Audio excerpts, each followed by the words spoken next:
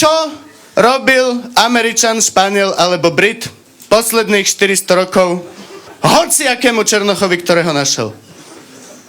Naháňal ho do piče do lode, potom ho naháňal na plantáž, potom ho naháňal stadiaľ, pokiaľ chudák nezomrel. Keď náhodou sa podarilo nejakému tomu chudákovi slejvovi z tej bavlníkovej plantáže utiecť, tak to nebolo, že už som za plotom, mám piči, On, deti moje, bežal! On bežal, on preskočil plot.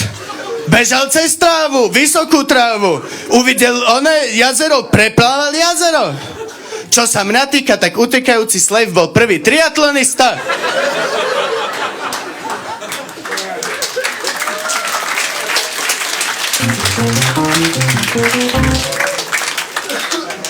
A teraz si vezmete, čo tých 400 rokov robil ten biely muž.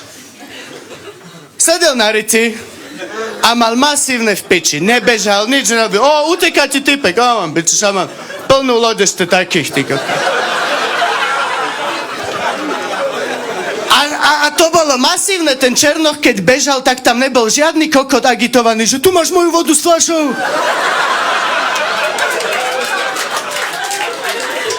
Tam nebol žiadny typek, že koko, ty podpíš mi dieťa, lebo...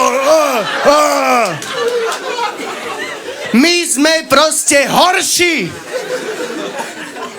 Oni majú 400 rokov trénovania v tom, že ich niekto naháňa a robí im zle. V mojich génoch ja som potomok Slovákov, alkoholikov a ľudí, čo nevedia nič. Ja v mojom genofonde není behať, skákať, robiť pičoviny. Ja som sa už narodil s cirhózou pečené do piče.